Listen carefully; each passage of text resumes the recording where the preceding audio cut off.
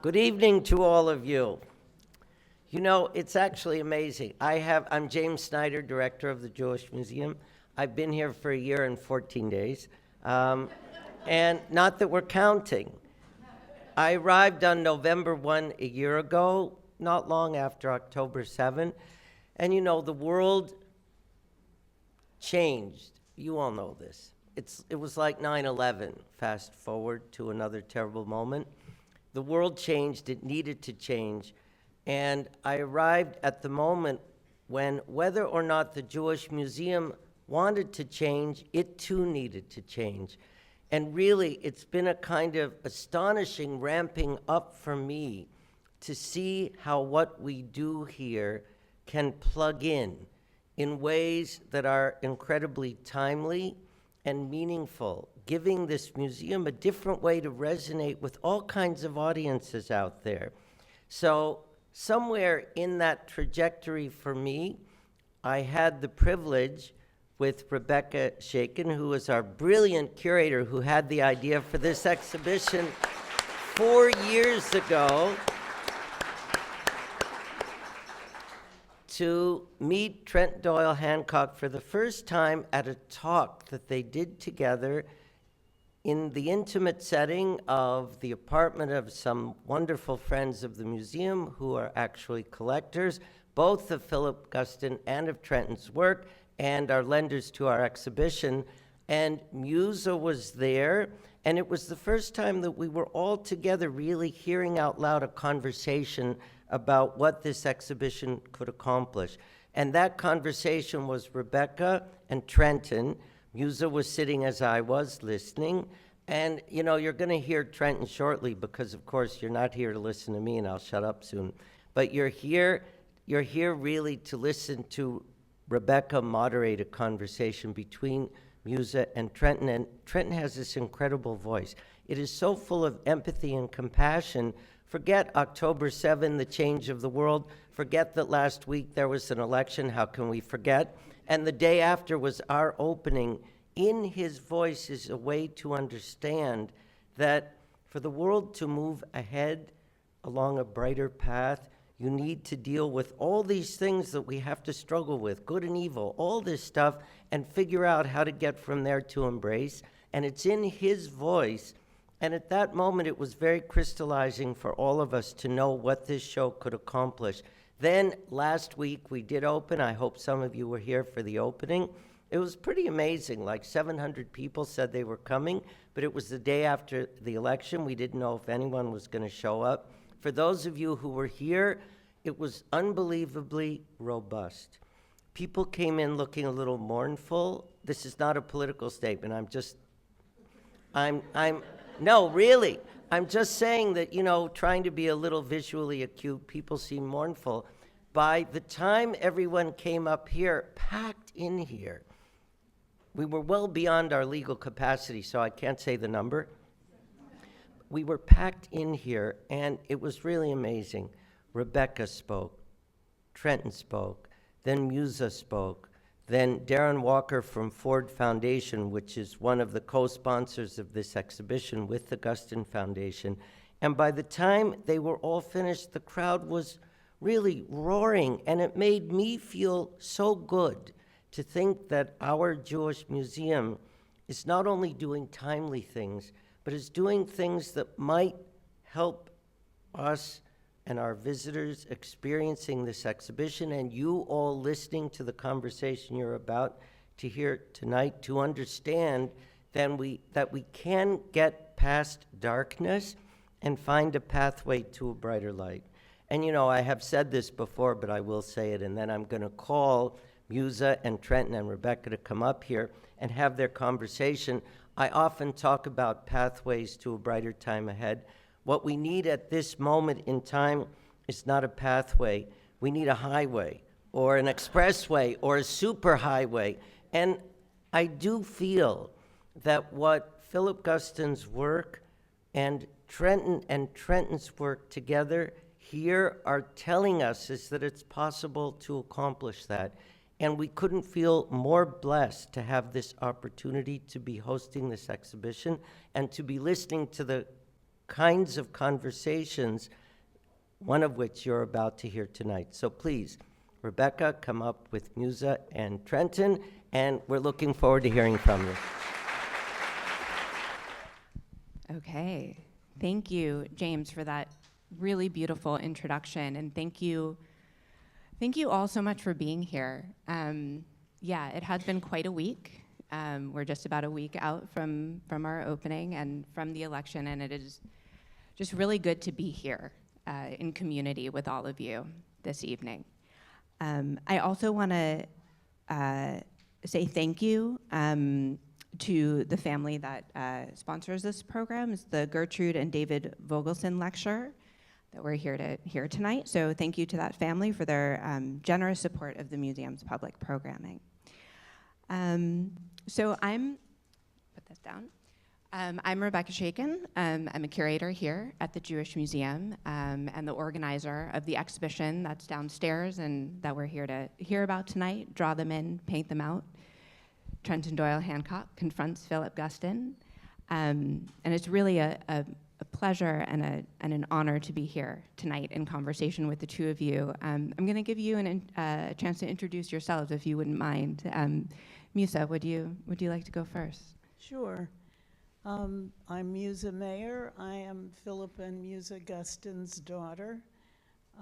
And for the past 44 years, I've been managing my father's estate and forming and running, or president of, I don't actually deal with the day-to-day of the Guston Foundation, which is devoted to my father's legacy as an artist.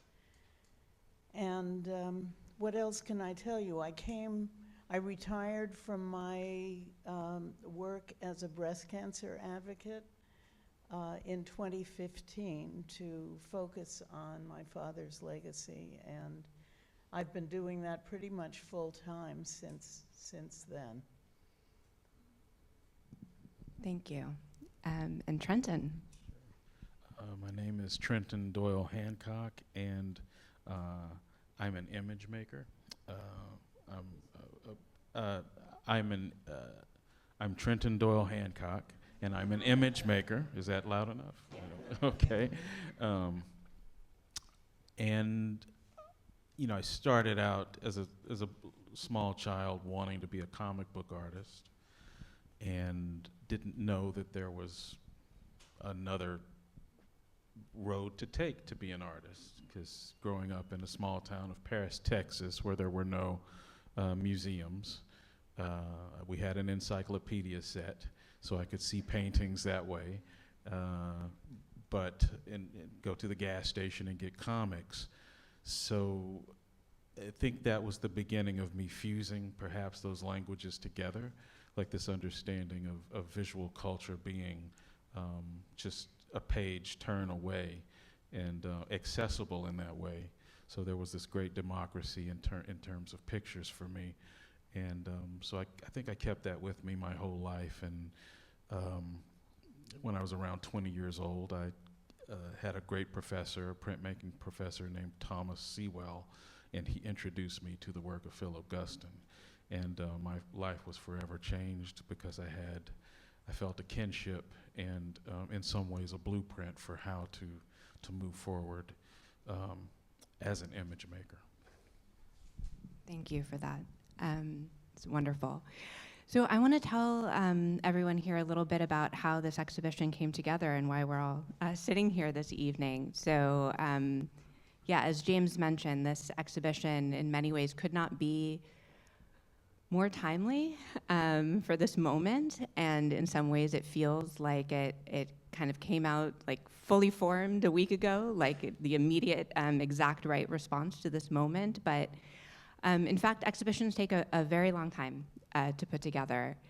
And the seeds for this exhibition really started to grow, goodness, almost 7 years ago now, I think. As many of you are aware, we are, and have been for quite some time now, living through a time of just an unprecedented rise in both anti-Semitism and racism in the United States. And as a Jewish museum, as an identity-based institution, we felt it was imperative to really do something with our programming to address this crisis in America.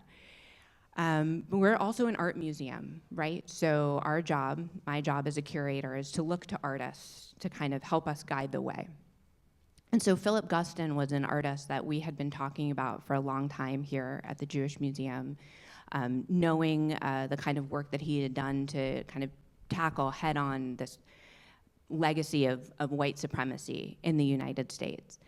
And in fact, Philip Guston is an artist that we have a long institutional history with. I'll show you way back in 1966, we did a major monographic show of Philip Guston's work right here, possibly in the very same galleries in which our show is up right now. This was an exhibition of, well, I know this photo is black and white, but the paintings themselves were also they were gray paintings with a little bit of black. This was Philip Guston in his abstract expressionist period as a painter, and it was just right about 2 years before he switched to making his late satirical Klan work. Here's a great image of him in his studio with a painting called The Studio, which we'll talk about a bit later. So this was the work that we really wanted to bring into our museum and to use it as a way to talk about what's going on in American society today. But we also knew that it was important to find a way to kind of bring it up to speed, up to date. It's always important to look to the past, but also what are artists saying now? What are they doing now? So it was in 2017 that I came across this painting of yours, Trenton, an incredible work, so bright, so beautiful. Maybe some of you have seen it downstairs by now. And I was just immediately drawn in by the color and the kind of comic book characters here. And then I clocked that it was not just a Klansman that your alter ego here, Torpedo Boy, is facing off against, but very specifically a Philip Guston Klansman. And so I was like, okay, well, this is perfect. This is incredible, right? We have a contemporary artist who's clearly really engaged with Philip Guston's legacy and also dealing with these issues that we want to address here at our museum. So it was just like this lightning bolt moment for me. But you know, a lot of things have to click into place in order for a show to come together. So yeah, it's been a real honor, Musa, that you signed on very early on, gave us your blessing to proceed with this concept. And Trenton and I have been working really kind of full force for the last 3 or 4 years now, just kind of straight ahead, putting this exhibition together that's now downstairs. So if you'll indulge me, we'll kind of walk into the exhibition together. And what I'd like to do for our conversation is to start out by talking about Philip Guston's work that we have featured in our show, and then we'll talk about your work, Trenton, a little later on, both artists together. But I wanted to start here, if I could. These are 2 early works by your father, by Philip Guston here. The drawing on the left, a drawing for conspirators for the large-scale painting on the right, which is now lost, so we have it here in reproduction. But this is an image that Philip Guston made when he was, I believe, just 17 years old, when he did this incredibly complex drawing. And I'd like to ask you, Musa, if you wouldn't mind, to tell us a little bit more about your father's background and history and why it was he was so compelled to work on a subject matter like this at such a young age.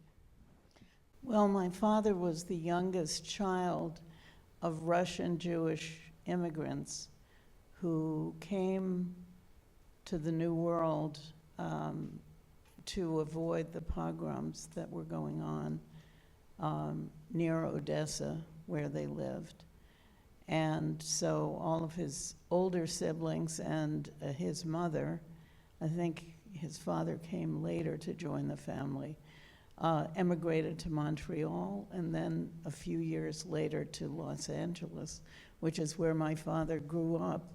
in very turbulent times, politically, obviously, in the late 1920s and 30s, were times of great social unrest, not totally unlike the later period in the 60s in the United States, which inspired him to return to work that had, I won't say a political, but a social awareness.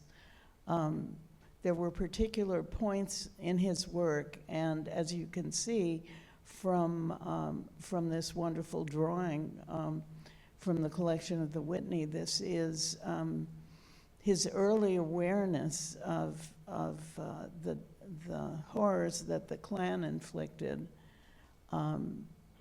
reflected in a rather Renaissance drawing, because he loved Renaissance painters at that time and throughout his life. So there is an element of classicism and horror. Here you see the lynching after the fact, and the Klansman in the foreground looks with great, I want to say, not regret, but it's a very pensive, thoughtful image in a way, even though it does reflect horror too. Can we go to the next slide? Or no? Well, you want yeah, I mean, I'd love to ask you, Trenton, what you think about when you see this early work.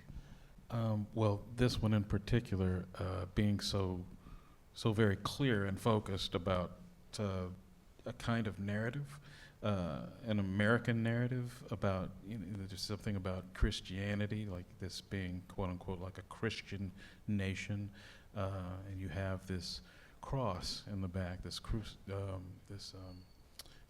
character that's hanging next to the cross. So there's kind of drawing these parallels between this history of, wasn't a history, it's like at that point it was actively charging, the days of slavery. It's like, how can we keep that going?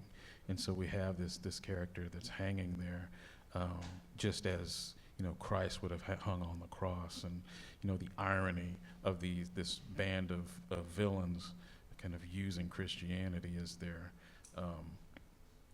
part of their identity, and of course it being the exact opposite in terms of how they're going about gaining power and keeping power and instilling fear and that type of thing.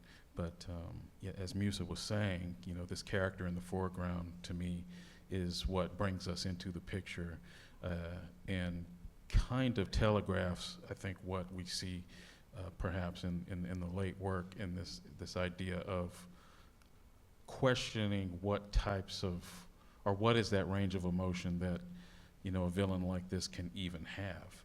And so I think it starts here in a drawing like this. Yeah, absolutely. I know you've talked about that figure in the foreground as having like shark eyes. Mm-hmm. There's a real question to the extent of the humanity of this figure. Exactly. Yeah.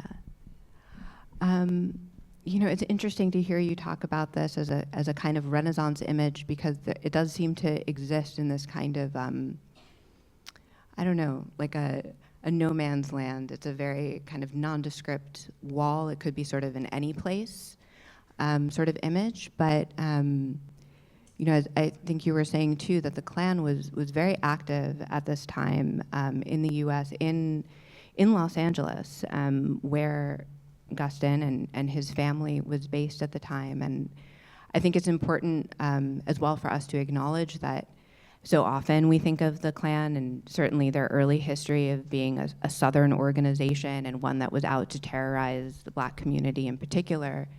And as we see here, the lynching victim is certainly Black, but that the Klan was also out to attack other types of folks as well.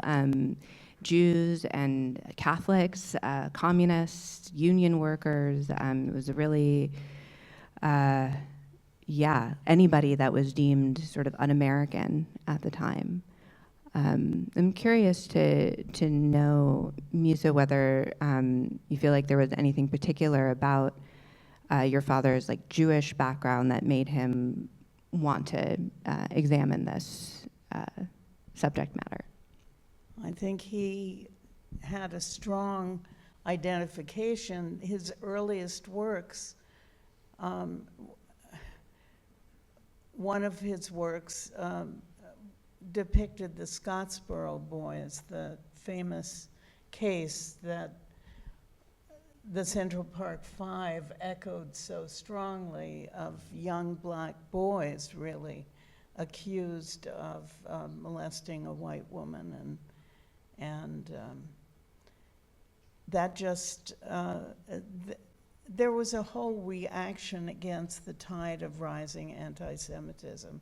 1930, what was going on in the world in 1930? It wasn't just in Germany and Europe, it was in the United States as well. There was a strong fascist anti-Semitic movement happening here, though I'm not sure my father would have been aware so much of that as he was the local organizing.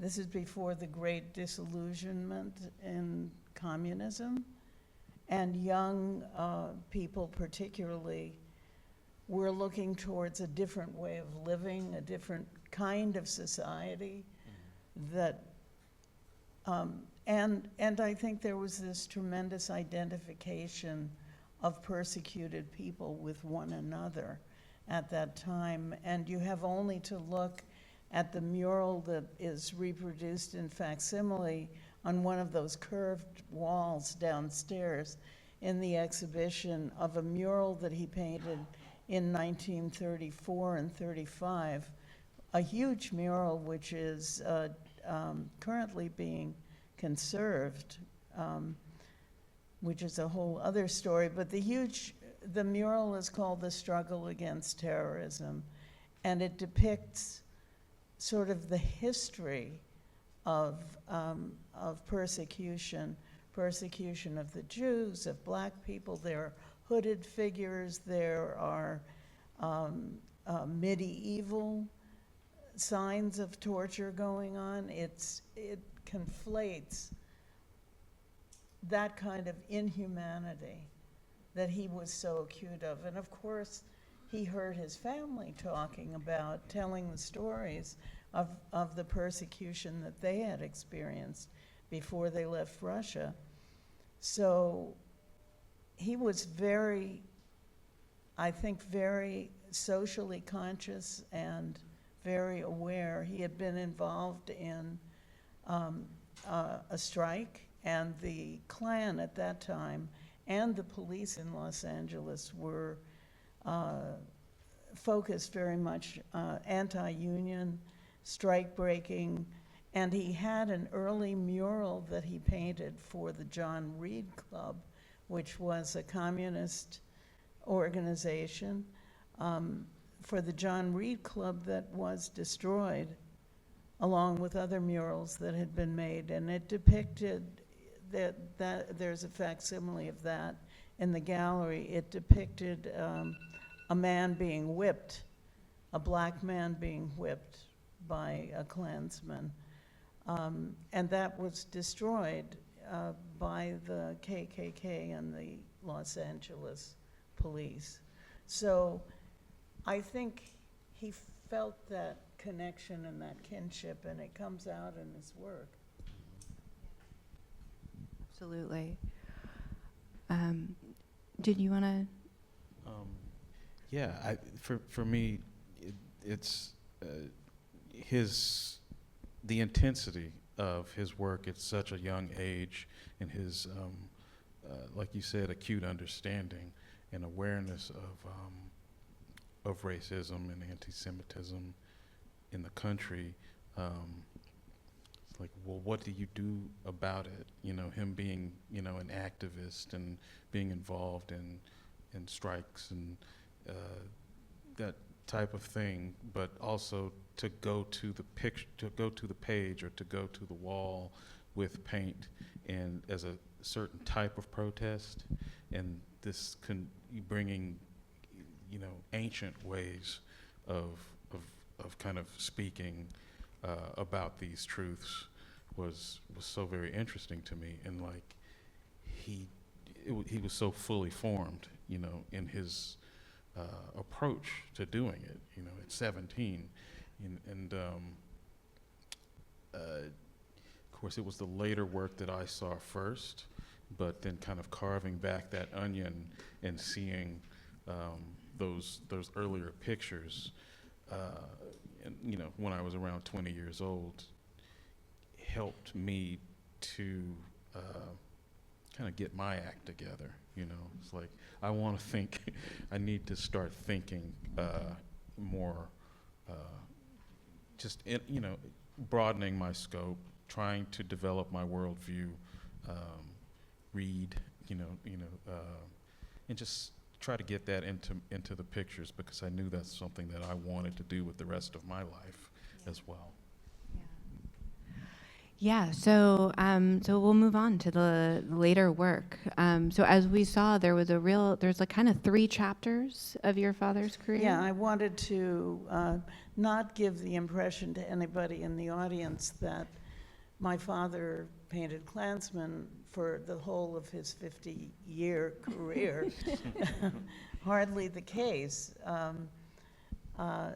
He immersed himself deeply in the whole tradition of painting, and loved the Renaissance, loved painters, genuine painters of all eras.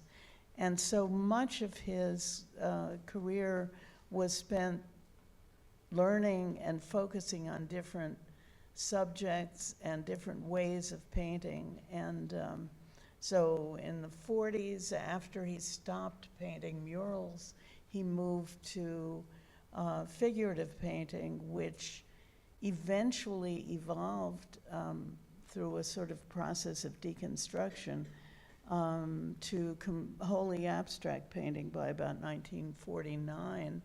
His work was abstract until 1965.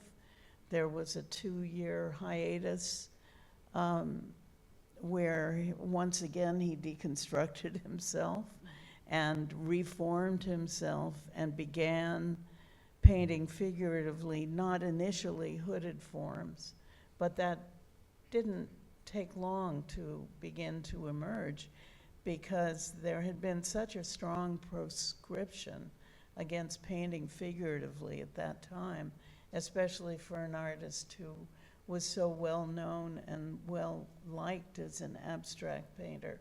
He committed a bit of heresy by completely reinventing himself. But at any rate, in 1968 and 69, he began these hooded figures. And he was in part inspired by the turmoil that was going on in the United States, the assassinations, the protests, the horrible demonstrations at the Democratic Convention, all the, I guess what was going on in the world led to the emergence, the sort of reemergence from his unconscious of these figures of evil, these strange hooded ghost-like, comic-like figures that were so hard to understand and so complicated in their impact that when he first showed them in 1970, the reaction was almost completely negative. He was excommunicated in a certain way from the art world. But by that time, he was strong enough and convinced that he was onto something, as he would have said, that he continued to work more prolifically for the next 10 years of his life until his death in 1980, not only with paintings like these, but, well, I just encourage you to go to philipguston.org and take a look. All of his paintings are there for you to look at online. It's true. We did take a very focused selection of his work for this exhibition and really honed in on the Klansmen. But I like to think of that as like the convergence of these two presences, these two artists that touch at a point, a significant point in their working lives, but that have whole other worlds that they're involved with. Yeah, it's absolutely true for you too, Trenton. There's literal worlds that you've created well beyond the Klan work that you've done too. Yeah, it's sort of the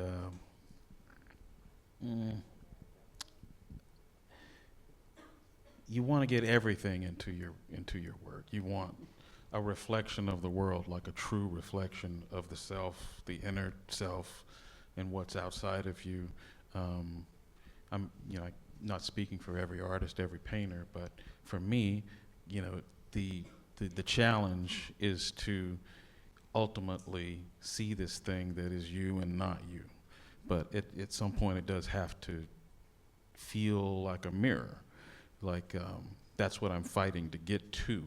It's like, when does this thing not, one-to-one look like me? It's not portraiture painting, but it has to feel like I have to say, okay, I've gotten to something that is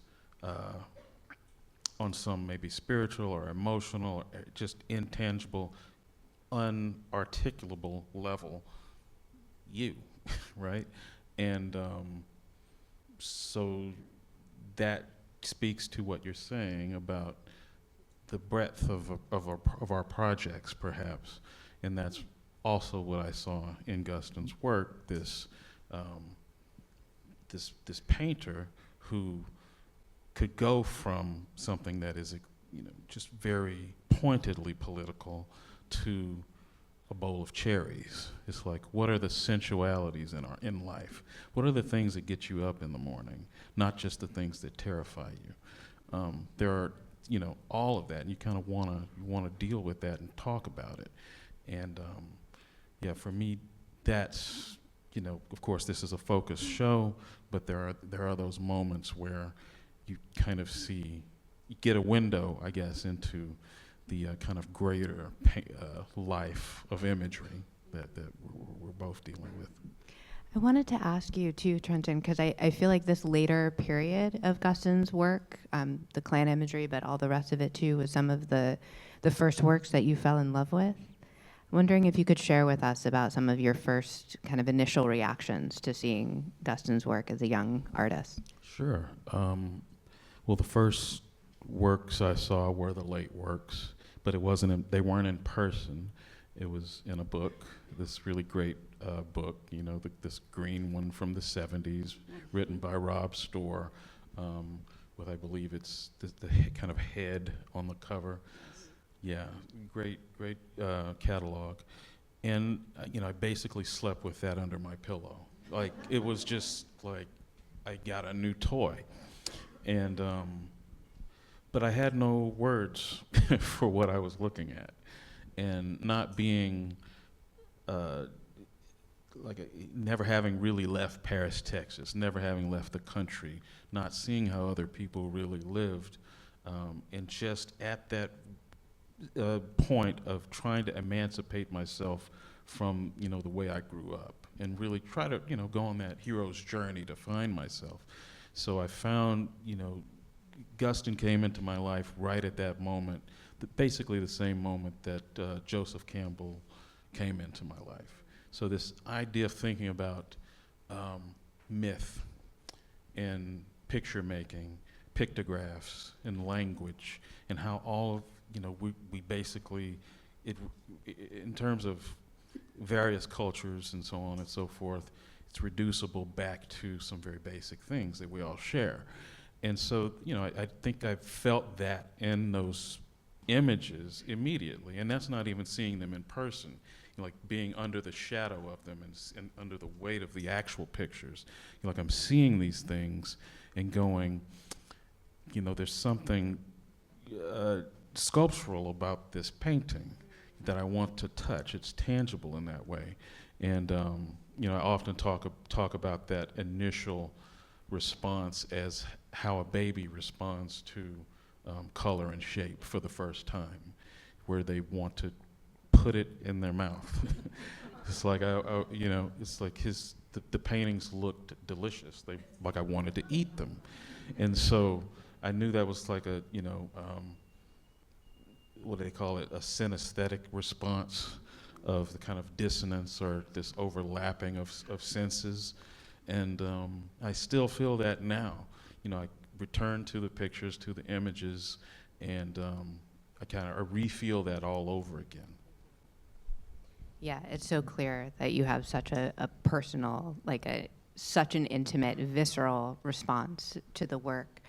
I can't say that I want to eat them myself, but I do appreciate that. And also, as you're saying, like, encountering Guston's work kind of brought you back into this sort of primal mindset of like that child stage of wanting to take things in through the mouth. And for Guston too, in this work, he's returning to these like childhood images, these like comic book like characters, and even the Klansmen as he's portraying them. This is 1968, 1970 that he's painting these paintings, but they're based on, I believe, his memories of the Klan from the 1920s. This is an incredible photograph that Musa shared with me just right before our program this evening. So these were the kinds of cars that they would literally be riding around in. That's the title of that painting. Jalopy, yeah. And for me, like the most, well, there's a lot that's horrifying about an image like this, but the women who are riding gunshot in each of these cars, no hood on, happy to be there, nice and proud. I mean, my God. But an image like this, I mean, it's just incredible. The one thing that's really struck me about the construction of this image recently is, I mean, there's so much that he's doing with this cartooning kind of language and these satirical depictions of the Klan, showing them like these buffoons that's meant to deflate the kind of hateful symbolism of the hoods and everything that they stand for. But there's something about the way the picture is like cut off at the bottom there, where the wheels look like they're flat tires, where it's like, oh, this is like a literal deflation, like they are going nowhere fast. That's just like a little detail that I've come to love about this painting. Musa, was there something you wanted to? Well, I thoroughly agree with Trenton about the paintings being luscious in a certain way. My father felt that way too. He was a great lover of food and loved to eat. And one of his masterpieces, late masterpieces, it's called Painting, Smoking, Eating. And it is just that. He's lying in bed with a plate of French fries on his on his chest, and behind there are all the horrific images of the legs and shoes that call to mind the concentration camps. It's an extraordinary work. These are a little more, these images of the hoods and cars are a little more straightforward in a certain way. But what I love about this painting, particularly, are the little clouds. I mean, the cuteness of some of the imagery is part of the power of it, because what is under those hoods? And the guy on the right, what is on his hood? You never see them actually committing acts of violence. You never see their victims, unlike his earliest work, in which you see the men being whipped and tortured and hanged. But in these later hooded figures, the focus is on them. Who are they? I mean, it's so absurd, you know, to follow up on things that both of you noticed about the image. It's like they're going nowhere fast. The wheels they can't really turn because they're cut off. They're hitting the edge of the picture, so it's calling to attention the shape of the canvas, because we have this car that's neatly kind of parked, you know, in that corner there with no chance of mobility. And then you have these clouds that are also thought bubbles that have nothing in them. So it's like these kind of inept buffoons, and you know, in his way as a political cartoonist, he's able to kind of reduce them to just that. He takes the edge off of them, literally, like there are no pointy edges on them any longer. I think I might have written this somewhere at some point. It's like I watch a lot of forensic files, and they talk about blood splatter, and you can't predict how that blood is going to, and here there's all these like neatly placed blood splotches. It's almost like they're fakers. You know, it's like I just took the paintbrush and I did that myself. You know, so there's something that's being told, like this really great story about these, like basically pretenders to the throne. You know. God, it's such a great reading on this painting. I wanted to look at one last work by Guston before we switch over to your work, Trenton. This is The Studio, which he painted in 1969, which has become such an iconic work. I feel like it bears all the hallmarks of a kind of quintessential late Guston painting. And Musa, you and I were talking before this program about how this painting has come in our day and age to be so much a statement about kind of white complicity, if you will, about, you know, what it means to be an artist, and the responsibility maybe we have to acknowledge the roles that we play in sort of larger systems of power here in the US. I'm wondering if you could speak about that, or if you have another way of wanting to frame this painting. Well, I think one of the things that makes this work, which is in a certain way can be seen as a self-portrait. When asked, my father said, "I perceive myself as being behind the hood." But by that, he doesn't, I think he's making a much broader statement. He says, what would it be like to be evil, to plan, to plot, trying to interrogate what it is in human beings, and specifically in those human beings who commit these atrocious acts. And I know he's thinking of the Holocaust too, because he talks about that in a talk he gave in 1968. He talked about a book he had just read called Treblinka. I'm forgetting the artist's name, but and I brought some of his words, and maybe what I should do is, if you can indulge me, just read a little bit of his words, since he's not here to speak for himself.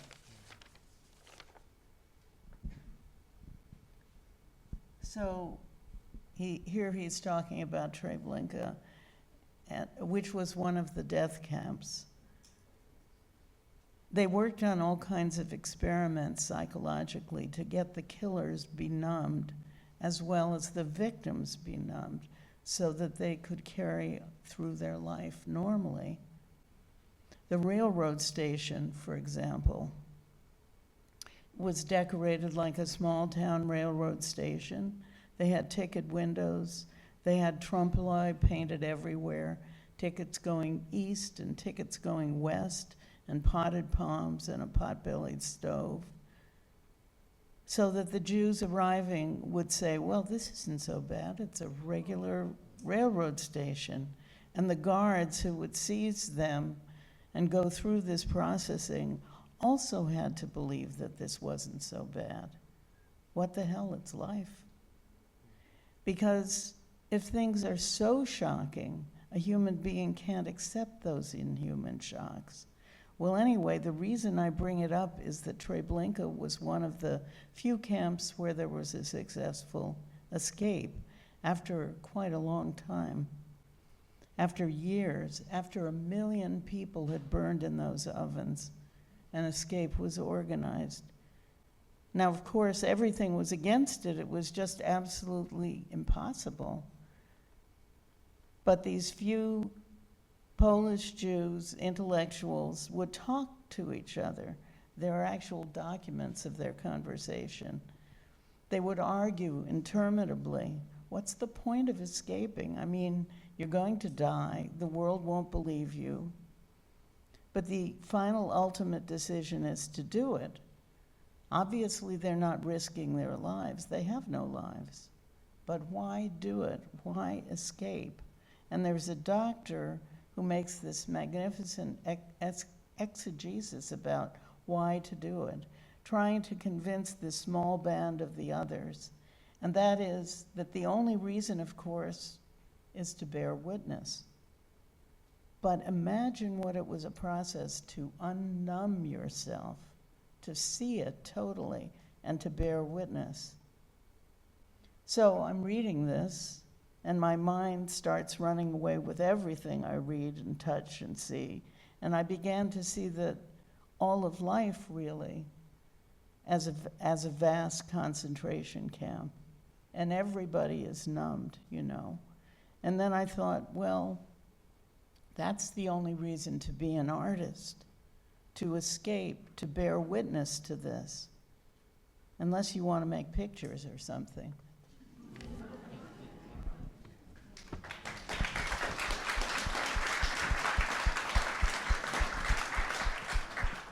Thank you, Musa. So you see why I wanted to read a little of his words.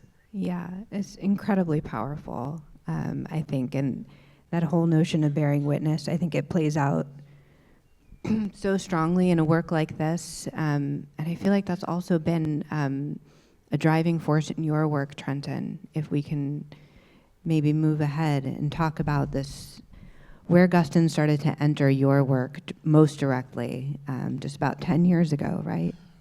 Right. And, you know, it was, that's the best terminology I guess you could use is bearing witness, figuring out what is possible, what can you do, what, within the bounds of your, you know, within your reach. You know, America, the world, had come to a new place of what I call, you know, surveillance culture, where everyone had phones, everyone could, you know, take video of things that are happening, live stream, and within seconds, the whole world is seeing things, right?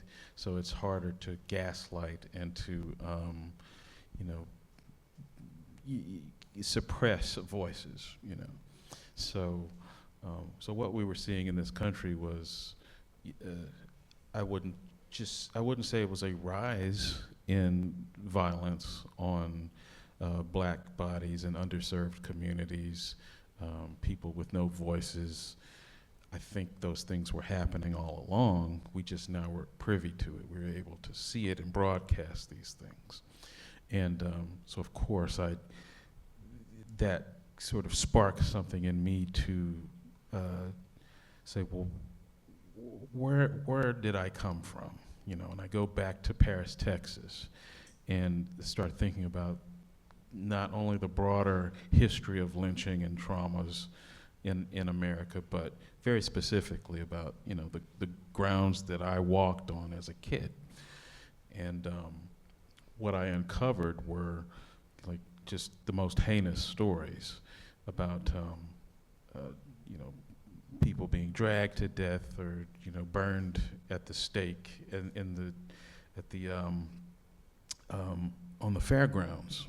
And this is in the late 1800s. there was a case that was so heinous that it made the New York Times in 1892. And I asked my folks about this, my mother and my grandmother, and it's the time I say that I became an adult to them, because they were able to speak to me about what they knew, where these are things that we just didn't talk about. But it's like, okay, well, we now, this idea of bearing witness, this idea of kind of laying bare, these very basic truths in our family. Great aunts that just would not go to the fairgrounds because they knew it was cursed. It's like, how can you let your kids play there? So me in the 70s, I'm a little kid eating candied apples, riding the rides, and it was always fun when the fair came, the traveling fair came back to town. But it struck me as this very particularly strong kind of dissonance of imagery. It's like knowing what happened there, knowing how that fairground was used, knowing that tens of thousands of people came to watch in entertainment as this person burned before them, and trying to reconcile that. And so that's where the Step and Screw comic came about, and that project kind of lifted off. And so it was a way for me to process, all the things that I had researched, but the very emotional, like just looking at my grandmother cry, looking at my mother try to, console her, and knowing there's nothing I could do about it except to go to the page and try to do some sort of a document that would be, I don't want to say a cautionary tale, because that's not what it is. It was just, I needed to get the things out and see them in front of me. And so there's a whimsical aspect to it, where there's my character of Torpedo Boy meeting Philip Guston's Klansman. And that's sort of just this, almost like a gag. I just wanted to see it. And from there, it kind of gave birth to 3 images, to 5 images, ultimately to 30 images. There were this, very kind of whimsical comic that ends with, Torpedo Boy in this very precarious position on this cliffhanger. But underneath each of the images is a calendar entry where, I'm talking about the abolitionist history with, Ida Wells, which her name is almost the exact same as my grandmother's name, who was Ida Wells. There's moments where characters' birthdays line up, and that this was all kind of revelatory for me. And it's those kind of breadcrumbs and kind of extracting these things and getting them before me that it almost feels like, okay, well, this was supposed to happen. That's the programming in me from, Christianity, perhaps, that there's some divine hand that is guiding these things to happen.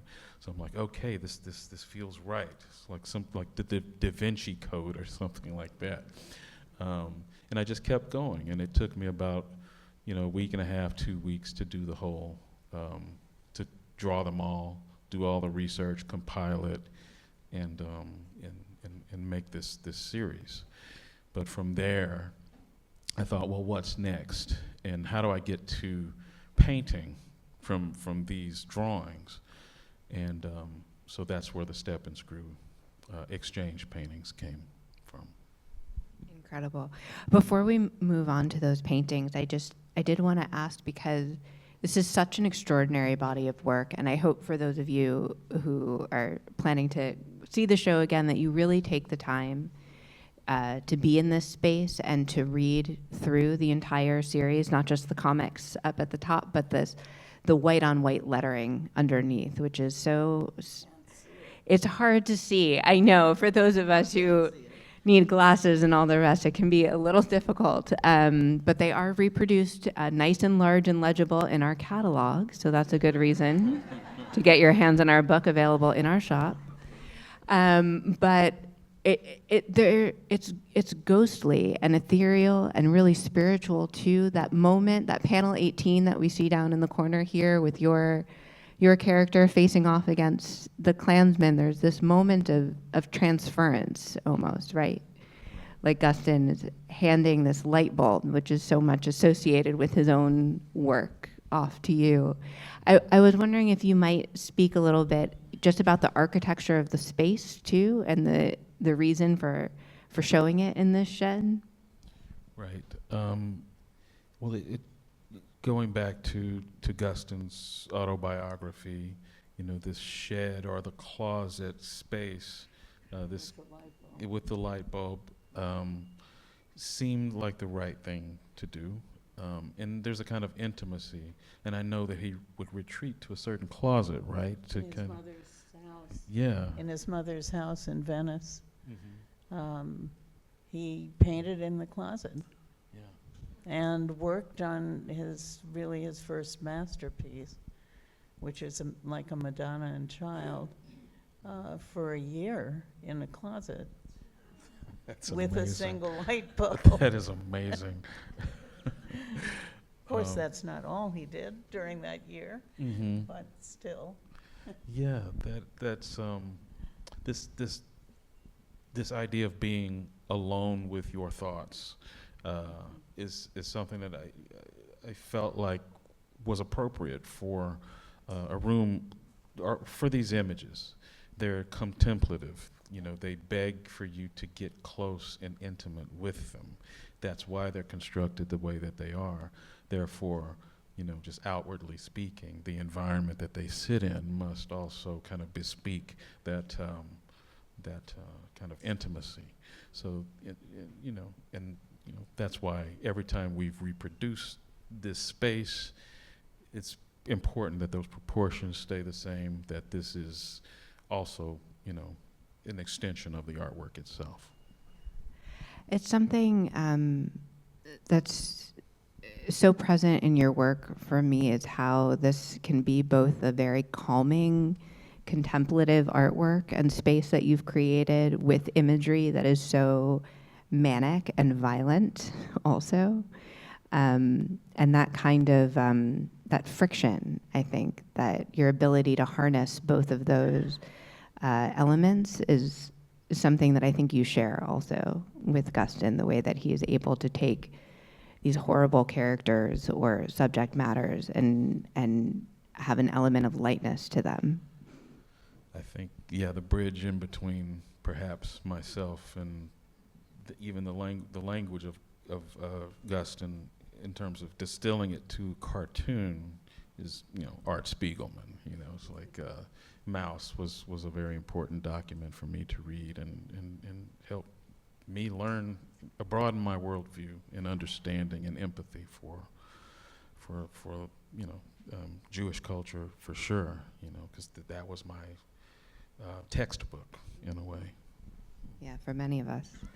All right, so then let's take a look at some of these later exchange paintings. So this is the one that first drew me in to your work.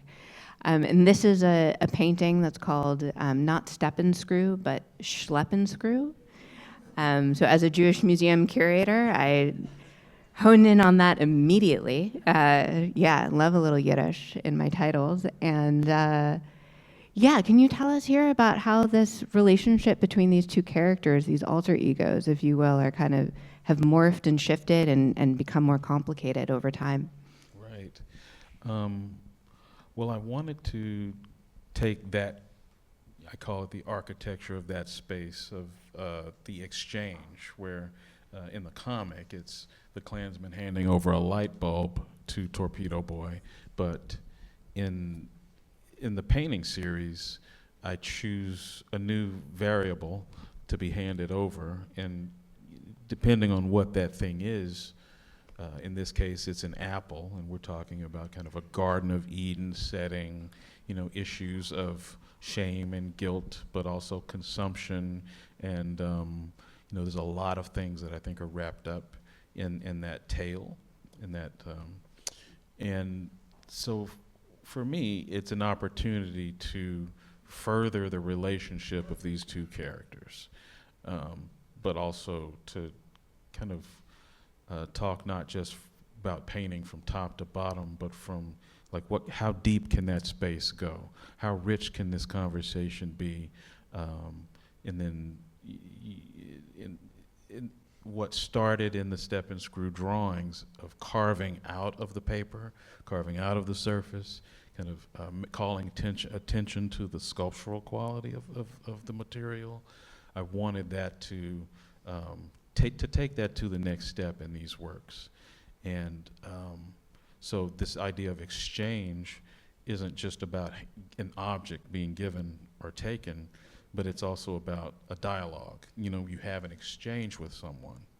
So carving out of the heads of them is what they're saying to one another. And then you go down to the shoulders, and it's the next part of the conversation. So you read it back and forth, what they're saying, all the way down to their feet. And oftentimes there's maybe a punchline at the end of, in the boot, or, something like that. And then other times it sort of trails off and really leaves it open-ended for a viewer to kind of fill in what they think this all means. But this particular work has everything to do with cultural larceny and the theft of things, and then the selling those things back to a culture, either as a whole, masked in some way, or chopped up for parts. You have an Ouroboros in this. Do, yes. Yeah, he's I guess you could say Satan, but he is the snake eating his tail there. These works are so wonderfully layered in every sense of the word. They're built up, canvas, collage, and paint, and even bottle caps placed on top, so they have this kind of structure to them, and then also just the multiple layers of interpretation, because you can read this as a comic, you can read it as almost like a Renaissance painting of a biblical scene, and then there's this other kind of like communing of your spirit with Philip Guston's there, and this conversation about how and if you're indebted to him. And I love the way that Torpedo Boy is just perpetually scowling at that whole concept. There's a real, a push and pull there. And this Morrison changes over time. We were very fortunate to be able to bring one of these paintings into our collection. This is The Star of Code Switching from 2020. So pride of our collection now, on view in our show. So here that light bulb, or the apple, has now morphed into this very strange little icon of two hands fused together into a kind of Nintendo power-up, the Star of Invincibility, the idea that code switching or assimilation might be a kind of superpower. Right. Yeah, so I wanted to just, since the idea of code switching kind of goes back to in the black community, it's like it's like you're black, but you're living in a white world. You kind of have to talk speak these languages, and you kind of go back and forth in terms of vernacular, or what you're saying or how you're saying in order to gain agency or power at any given point. And so to me, this idea of code switching is infused with, it's part of one of the bylines perhaps of the American contract. It's something unspoken in the Constitution that, that you have to learn, kind of just on-the-job training in a way. And so I wanted to make a work that that talked about that, but also the relationship, of course, between whiteness and blackness and white supremacy and that power dynamic. And so again, the Klansman in this case is this salesman, and he's trying to sell this idea to Torpedo Boy, who says he's not going to take the bait, but you can see that his color has already changed. He's switched from black to white, and he's promised, eternal life, which ends up also being a lie. Yeah, it's a very dubious claim, indeed. I like that, you've been working on this series for, well, a decade now. And it was just last year, I think, that you decided that enough was enough, maybe, that this confrontation needed to come to an end. I think you said, what am I doing with these Klansmen if I'm not there to kill them? You want to talk about these paintings that... Yeah, I made these sort of funerary paintings. They're all black and white. There's 3 of them, and they were done last November. And so there's this one, The Boys in the Hood are always hard, and obviously a reference to some of you may be rap aficionados, so it's an NWA reference from the late 80s. But in this case, I'm kind of taking this idea that there's the relationship between the artist character, who's me in this picture, and this ghost of whiteness or white supremacy or the overarching power structure is kind of guiding himself in this very sexual way to get the artist to do what he wants him to do. But the hand of the artist is actually kind of several steps ahead and is already plotting the demise of his lover.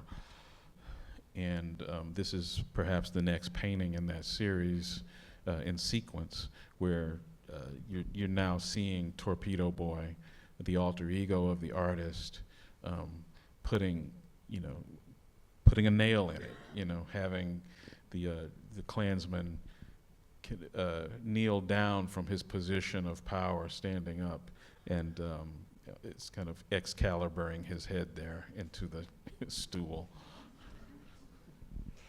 Yeah, I mean, it's funny because we had talked about this as being the kind of nail in the coffin in this kind of final chapter of this exchange between these 2 characters, and yet there's also something about that pose that I feel like it's maybe he's not putting the sword into, but taking the sword out of, and drawing power even more so from that hood, potentially.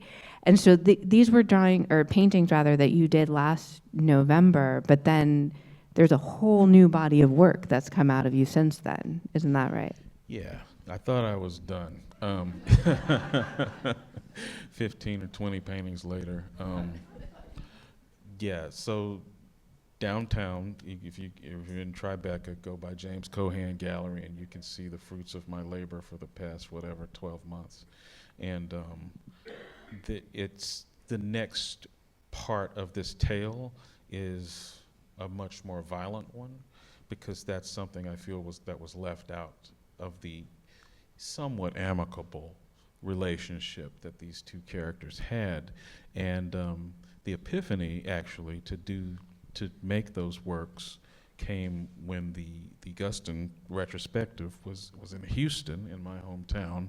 So I got to go there every other day and hang out with them. So that was really a treat. But there was one room in particular that I would sit in, and it's there's the riding around in cars, and there's smoking, and there were basically 2 rooms of those works. And I had my sketchbook, and I'm drawing, and I'm kind of making notes, and it hit me that these Klansmen, they got in their jalopies and they rode off into the sunset with no justice being done. Like there was no, they weren't taken to jail, they weren't slaughtered, or they weren't like nothing happened. And I understand that Guston he did what he had to do. He needed to move on, right? He did the Nixon works, and he worked through a lot of things, and he got to other images. And but I'm like, well, what do I have to offer? And we were in the midst of, right in the middle of forming our show here. And, that question kept coming up in the back of my head.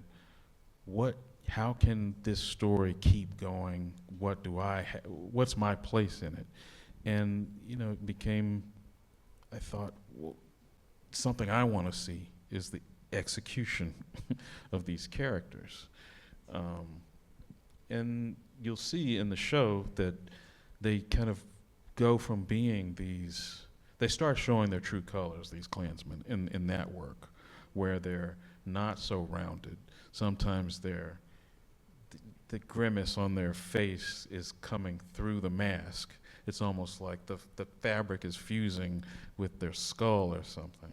So they're becoming something other than like just an evil person wearing a mask. It's like getting Boschian almost. It's like, how do I paint evil? And what is the counter to that? So this war, there's in the possibility of kind of a new kind of composition, new kinds of compositions that overlap, the forms overlap and intersect and stab each other, and it's like that was where I needed to be. So I'm curious as to what will come after this. I want desperately to not see Klansmen in my studio anymore, because I see them in the news now. Yeah, that's right. Well, I want to thank you both so much for taking the time to talk about your work, Trenton, and about your father's as well. There's so much more to say, and other works in the exhibition I'd love to talk about with you all, but I do want to make sure that we have time for a few questions from the audience before we wrap for the evening. So I believe, Jenna, do you have a microphone? Okay, wonderful. If anybody has a question, it'd be great if you could raise your hand so we can get the mic to come around so we can hear you loud and clear. And maybe we'll just do two. I see two. Okay, three. We'll do three because we're running a little long. Okay.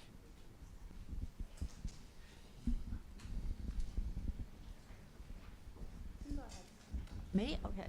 I wanted to ask you, I was very interested in all the materials that you used, because Guston was like paint, just nothing but paint. But you use all these wild materials.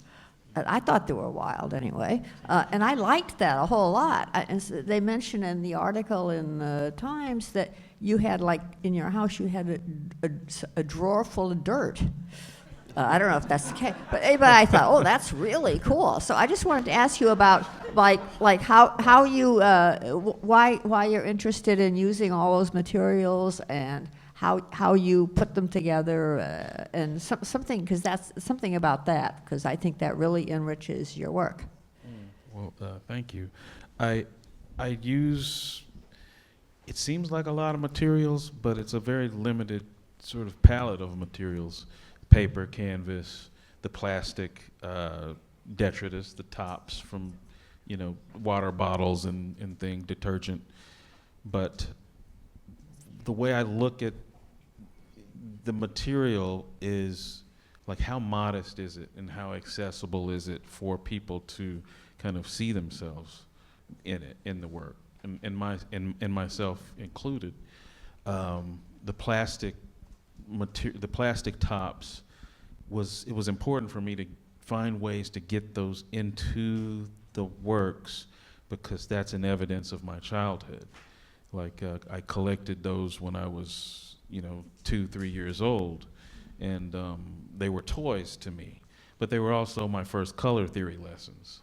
It's like I would line up 4 or 5 different red tops, and some aired toward the orange, some had more blue in them, some were just a very kind of fire engine-y red, and that was so exciting, just to see something pure, pure that way. But also the shapes and the material, the plastic. So, kind of being born into plastic culture. You back in the 70s, it's like everything, you had Tupperware, you had, the toys. It had shifted from metal, to everything being this, as we know now, a dangerous material to our environment. And so I liked also when I revived the plastic top collection in my life, late in my mid-20s, and started to re-engage with that part of my childhood. It felt good to be getting that stuff off of the streets and be using it, because you can't recycle the tops. The bottles, yes, the tops, no. So I have thousands of them, and they're all kind of in bins by color and shape. And so to me, that's just an extension of the palette that I use, because I'm not an oil painter, I'm an acrylic painter. So that's plastic. And so this is just an extension of that plastic. And so I've always been interested in the thing, like the painting itself. It's like, this is not just a picture, it's not just a window, it's an object. So I do things to call attention to the fact that you're looking at something sculptural. Like, don't be fooled, this is a thing you're in front of. And so, yeah, the material is generally things that are easily wielded. The paper can be cut, it can be torn, as the canvas can be. And so that kind of keeps a certain speed going in the studio, but also a great variety, because all of those things can be layered, and I can find new color, new shape, new form within kind of a limited range of material. Yeah, thanks, Trent. It's a wonderful show. But Musa, I wanted to ask you is that I noticed that in Drawing for Conspirators, there's a small echo of the composition of the flagellation by Piero del Francesco, and I wanted to know if he might have been aware of the flagellation before he made that drawing, because the main action in both of those pictures is taking place in the rear. Like in the flagellation, Christ is being flagellated in the back of the picture, and there's those three guys talking. Whereas in Conspirators, it's sort of the same thing.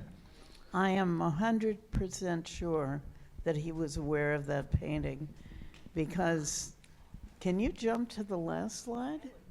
Yes. Because you'll see something here.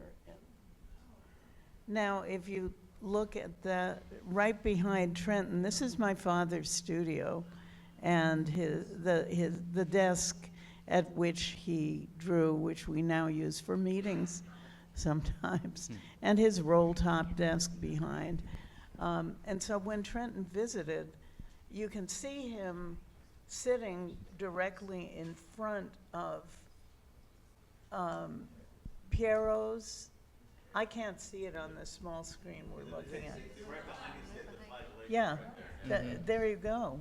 Yeah. So I don't know if you had ever seen a photograph of this wall, but we kept this almost completely.